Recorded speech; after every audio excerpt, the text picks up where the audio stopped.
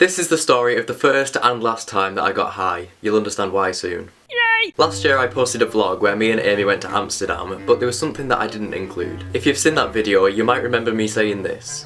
Last night was a bit jaunty. And that's because we had a brownie. A weed brownie.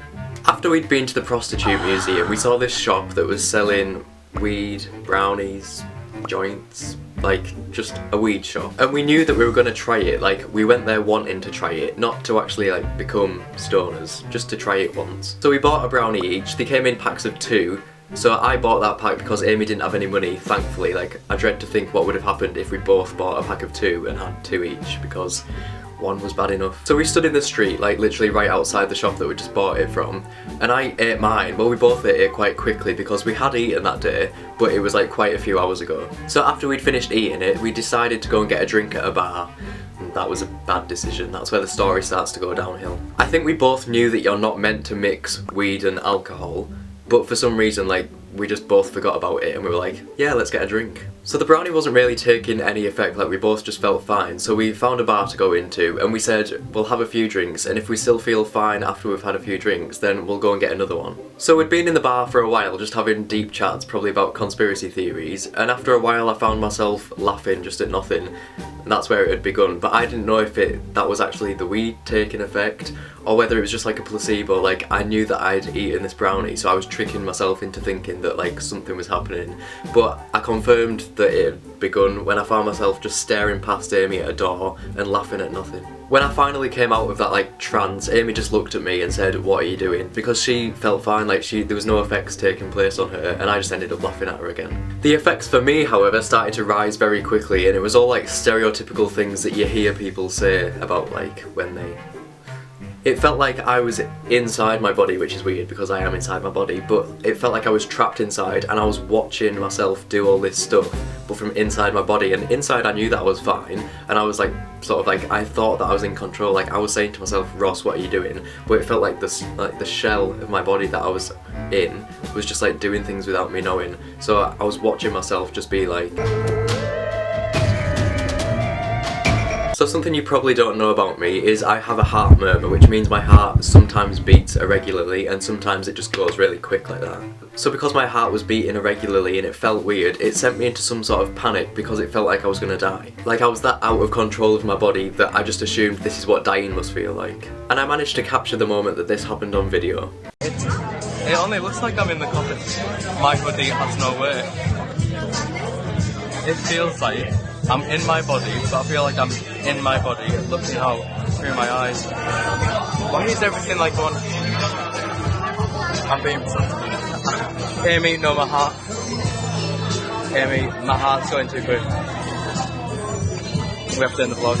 I don't remember saying this next bit, but Amy assures me that I like looked up at the ceiling and just went, "There's a witch!" Anyway, Amy took me outside to see if that would calm me down so that I would stop panicking, and it did. Like my heart went back to normal beating. So because I started to feel okay, we didn't know whether we should stay out or whether we should go back to the hotel, so we just wandered around for a bit. And while we were wandering around, a few funny things happened. There was one of those Chinese lanterns like floating around, and in my warped perception of things, I looked up, panicked and said, "There's a UFO!" I then started to get the feeling that my tongue was going to roll to the back of my mouth and I was going to choke on it. So to combat this, I thought the best thing to do would be to keep my tongue out of my mouth, so I just turned to Amy and said, "I'll keep this out here." So we made it to the metro, and if you don't know what the metro is, it's just like underground, like in London, an underground train. While we were waiting for the metro, people were having a good old look at me as they went past, probably because I looked dead. I started to feel worse and worse, and Amy said I was like swaying from side to side, so like I was hugging onto her with like my chin resting on her shoulder, and after a while of that I just got like really heavy and like slumped to the ground. So Amy was like trying to make me stand up, like, "Ross, no, stand up." When I fell to the floor, like a few men came running over being like, "Is he okay?" But the one person that I remember is this American man running over, like taking his backpack off. He knelt down in front of me and he was like, "Does he need some water?" That was Irish. So he pulled out this bottle with about half a centimetre of water left in it. Thank you. The metro arrived and I was still on the floor, but I was conscious, so I knew it was there. So Amy was like trying to get me onto the train, because if we missed this train, we'd have had to walk back to our hotel, which was like miles away. Like, this was the last train that we could get. So one of the men that had ran to my aid came and like helped me get on the train and like sat next to us. He was asking us like what was happened and was just like reassuring us that it'll be okay, but I just remember turning to him and saying, "But I'm going to be okay, aren't I?" And for the rest of the journey, I was staring at my reflection in the window because I was that white I looked like a statue.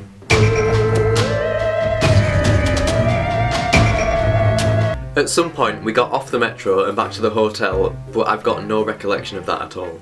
My memories just start again with me sat in front of the toilet trying to be sick. Amy had got some stroopwafels from the reception because I needed to eat something, but the thought of eating made me be sick, and then I was sick 8 times in 2 groups of 4. She'd also ordered a pizza because we needed something more substantial than like a caramel wafer thing, so she had to go down and get it, but there was only one key card for the room, and you also needed that card to put in to like the slot thing to get electric in the room, and because she didn't want to leave me in the dark, obviously, like I can't imagine what I'd have been like in the dark.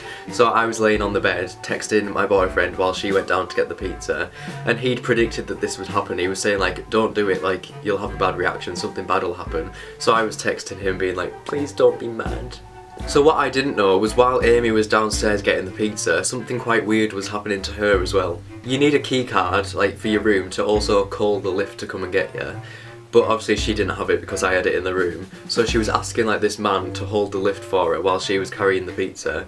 So she got into the lift with this man and he didn't press a button, like he waited for her to press whatever floor she was on, and then she said like he was just asking her weird questions, and when they finally got to the floor that me and Amy were staying on, he got out at that floor as well. Weird. And then he started to follow her and like saying, "Oh, are you down this corridor? So am I."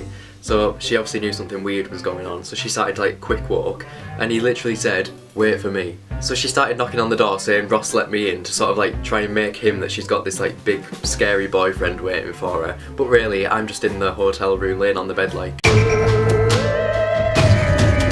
So while I was eating the pizza, I was sick another 8 times in another 2 groups of 4, which meant I'd now been sick 16 times in 4 groups of 4. My vomiting strategy is very organised, thank you. I started to feel better and managed to go to sleep, I don't know how, but the next morning I woke up and I said to Amy like, "How were you? How did it make you feel?" And all she said was, "I felt a bit tingly."